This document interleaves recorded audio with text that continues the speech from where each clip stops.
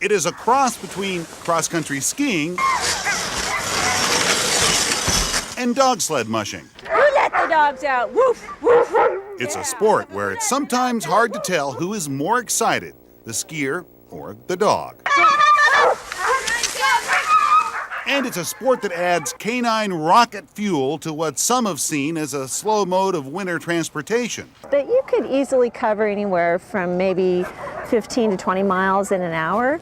You know, if you had some good conditioned dogs and that were trained for distances. So you can see a lot of territory. I love coming out on days when things are quiet and there's not a lot of people around and it's just you and the dogs on the trail. It's beautiful. On this day, Kim Tinker isn't skijorring just for scenery.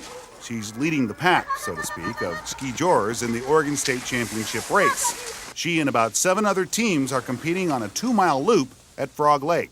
So there's every kind of, possibility. I mean, there are some people who are not very good skiers. They have great dogs. People who are, great skiers. Their dogs aren't, pullers. And they're kind of all able to compete, which is fun. And all ages are welcome. Teenager Stacy Schaffbauer and her dog North are still relatively new to skijorring. Stacy continues to hone her Nordic skills, and North continues to go at his pace, sans his stylish headgear. I always check his ears to see if they're warm or not, because he always, when he's cold, his ears are cold. So last night I just asked my dad if I could cut this hat to make it for him so his ears wouldn't be cold, and then he seems to be staying warm. Let's go! Now, cross-country skiing is a technical sport, and sometimes adding a 4-legged friend to the mix can really mix things up. Sometimes it's hard to get a leg up on the competition.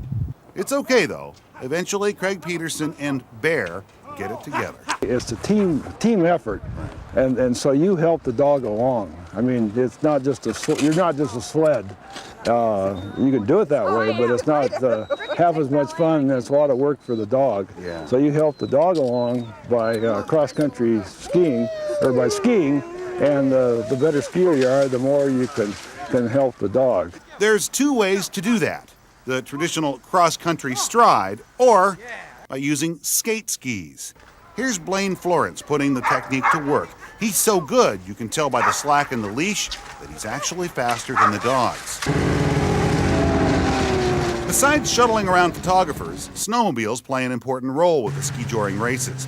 In fact, contrary to the belief that snowmobilers and Nordic skiers can't coexist on the same trail system, here they work together. This is a fine example of cooperation between the Mount Hood Snowmobile Club and the Cascade Sled Dog Club. There's been people here for years with the Mount Hood Snowmobile Club that do the grooming prior to the race for the dog sledders. And then they also work at some of the turnarounds, where the dogs need to have some assistance to get turned around at some corners. So this has been going on a long time. Skijorring has one distinct advantage over dog sled mushing: cost. You don't need multiple dogs or a sled. Besides the cross-country skis, it costs about $100 for everything you'll need to go skijorring. Stacy, 15, 53. We have skijorring members, we have mushing members, we have members that have a dog but don't do anything. We have people that don't have dogs but like to hang out with a bunch of doggy people.